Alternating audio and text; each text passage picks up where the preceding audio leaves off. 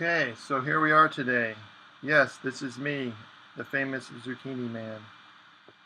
Not knowing I was going to be famous, I just put a fun picture up online my son had shot, and wow, it went pretty popular.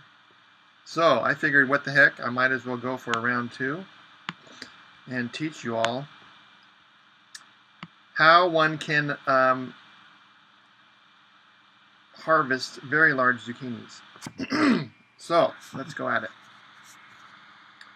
So the first thing a guy has to do is he needs to find himself a pretty large zucchini, which is what we got right here. And then once you've located it, the large ones, they need to be dragged out of the garden by using a rope, I've discovered. So this one here is one I found, and I went ahead and tied a rope around it because it was really tough to pull out without the rope. So, and then once we get the rope around it and we start to drag it forth, then we go ahead and we take a few pictures and go ahead and drag those babies into Photoshop. So now we're talking, we got the zucchini with the rope around it in Photoshop. So the real trick to harvesting really large zucchinis, I've discovered, is to actually know Photoshop pretty well. So I do that. I do know it pretty well. So the first thing a guy needs to do is he needs to take the old rubber stamp tool here. And I needed to actually kind of clone out, touching the keyboard here, I can enlarge the brush. Needed to get rid of some of these barbed wires. I just didn't like them. I didn't think they really, facilitated the large zucchini harvest. So we did some of that, and then we went ahead and we got rid of the rope a little bit. I didn't really like that long rope, so I wanted the rope to be a little bit more narrow than it was. So I went ahead and I kind of thinned out my rope, kind of like this right here.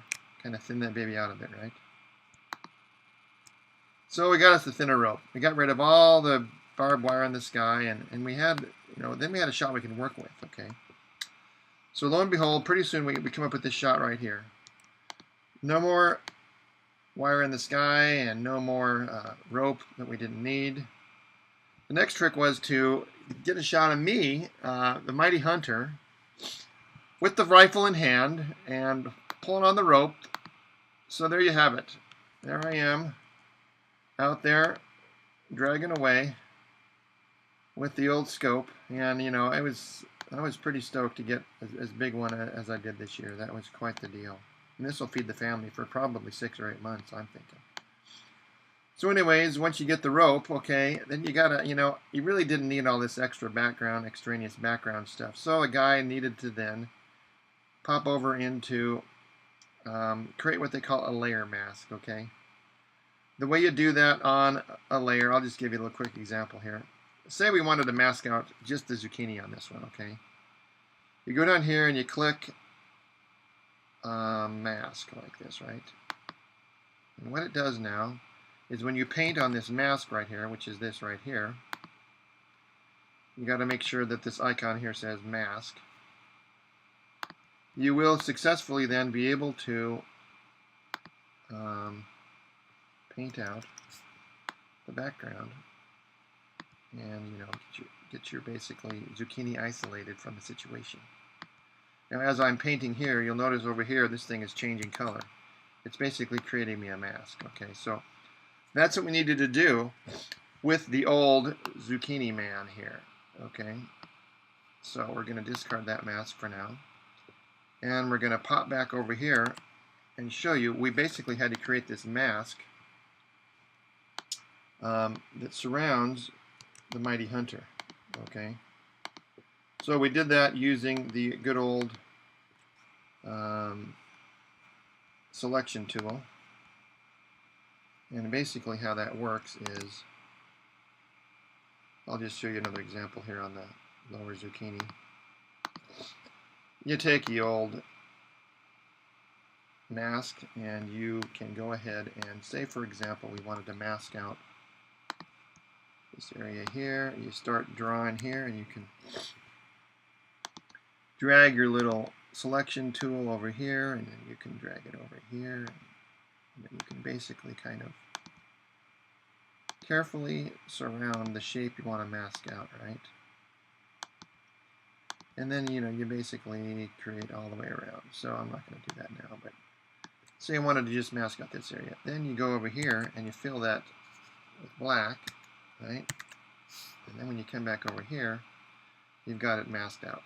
So that's kind of what needs to happen, okay? So we basically took some time and we built this a nice little mask of the old Zucchini man, doing this thing here, rifle in hand, Masked him out. Once you got the old Zucchini man masked out, feather a little bit of the edges there, then you go ahead and you can drop him in there, dragging that mighty zucchini. And this old boy now can head home and impress the wife and whoever else needs to partake of this fine delicacy. And I imagine one that size will probably bring in 400 or 500 pounds, zucchini, and make some pretty tasty recipes. I would recommend, growing them this big because it works.